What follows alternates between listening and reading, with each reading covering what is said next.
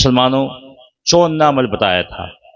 فضیلت قرآن ملاحظہ فرمائیں، 54 یہ عمل بتایا تھا کہ اے ابو ہریرہ، جہاں تک ہو سکے نماز عشاء پڑھنے کے بعد اپنے بستر پر لیٹ جایا کرو، اس لیے کہ ایک حدیث پاک میں آتا ہے کہ جو انسان باوضو ہو کر اپنے بستر پر لیٹتا ہے، اگر اس شب میں اس کی موت ہو جاتی ہے تو ماتا شہیدہ، ایسا انسان شہادت کے درجوں کو پا لیتا ہے۔ اور اس سے سب سے بہتر عمل یہ ہے کہ نماز عشاء پڑھیے، اور نماز عشاء پڑھنے کے بعد وضو کی حالت میں آپ اپنے بستر پر لیٹ جائیے۔ یہ نہیں جو آج کا طریقہ ہمارے نوجوانوں نے اپنا رکھا ہے کہ موبائل لیا، بازار میں آ گئے، گلیوں میں کھڑے ہو گئے، کوچوں میں کھڑے ہو گئے، پوری رات موبائل پہ بات ہو رہی ہے۔ کہاں سے بات ہو رہی ہے کچھ پتہ نہیں ہے، نہ مچھروں کا خوف ہے، نہ کسی چوسی چیز کے کاٹنے کا خوف ہے، نہ ماں کی حیا ہے، نہ باپ کی شرم ہے، نہ شرم نبی ہے، نہ خوف خدا ہے، کچھ نہیں ہے، شب و روز موبائل مشغول ہے۔ ایسا نہیں، بلکہ جہاں تک ہو سکے اگر ذکر خداوند قدوس میں مشغول ہیں تو کوئی بات نہیں، لیکن آقا کریم صلی اللہ علیہ وسلم خواہ مخواہ بلا وجہ نماز عشاء پڑھنے کے بعد جاگنے کو اور خواہ مخواہ باتوں میں مشغول ہونے کو سخت ناپسند جانتے تھے اور سمجھتے تھے۔ چون نے کہا اے ابو ہریرہ، عمل میرے پاس ہے۔ وہ عمل یہ ہے، آپ ملاحظہ فرمائیے کہ آپ کے جامعہ فیض القرآن سے یہ حفاظ فارغ ہوئے ہیں کہ جنہوں نے پورا کلام مقدس اپنے سینے میں محفوظ کر لیا ہے، یاد کر لیا ہے۔ کتنا بابرکت ہے یہ کلام مقدس۔ چون نے عمل بتایا تھا، اے ابو ہریرہ، رات کی تاریکی میں جب بستر پر لیٹا کرو تو قرآن مقدس کی ایک آیت کریمہ کی تلاوت کر لیا کرو۔ کہ وہ کون سی آیت کریمہ ہے؟ تو مسلمانوں، چون نے بتایا تھا کہ وہ آیت الکرسی ہے۔ آیت الکرسی کو پڑھ لیا کرو۔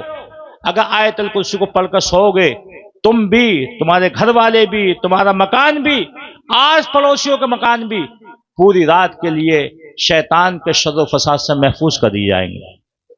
جب قرآن مقدس کی ایک آیت الکرسی کی فضیلت، رحمت، برکت کا یہ عالم ہے، تو مسلمانوں جہاں پورے کلام مقدس کی تلاوت کی جاتی رہی ہو، دن رات پڑھا جاتا ہو، وہاں کی برکتوں کا، رحمتوں کا، عظمتوں کا کوئی اندازہ ہوگا؟ کتنی رحمتیں نازل ہوتی ہوں گی۔ یہ جبھی ہوں گی کہ جب آپ مدارس اسلامیہ کا خیال رکھیں، دامے، درہمے، قدمے، سخنے، اس کی امداد کریں، تعاون کریں۔ اور آپ نے ارشاد فرمایا اے ابو ہریرہ، جانتے ہو کہ 3 دن سے کون سے چور سے ملاقات ہو رہی ہے؟ تو مسلمانوں، آپ نے عرض کیا تھا اللہ و رسولہ عالم، اللہ اس کا رسول زیادہ جاننے والا ہے، حضور مجھے کچھ پتہ نہیں۔ آپ نے اللہ کے ساتھ رسول اللہ کو ملا کر عرض کیا تھا اللہ و رسولہ عالم۔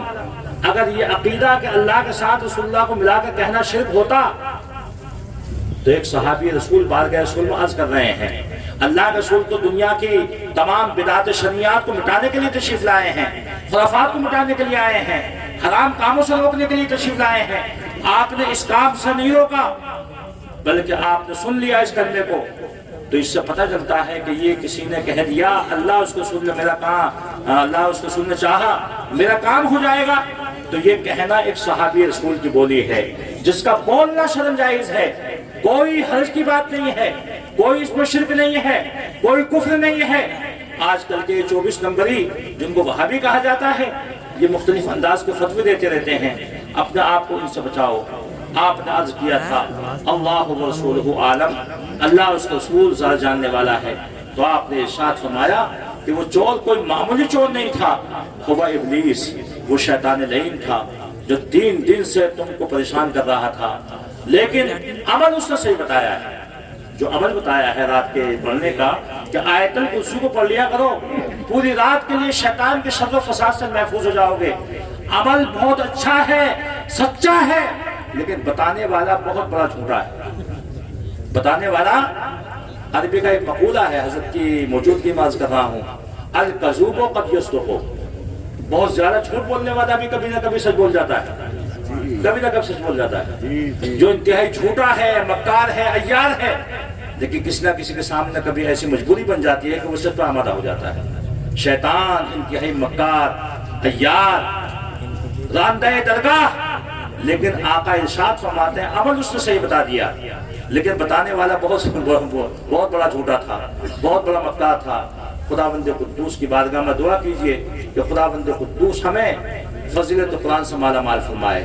اور یہ ادارہ جامعہ فضل قرآن ہے، آپ کا تعاون پہ چل رہا ہے، آپ کی امداد پہ چل رہا ہے۔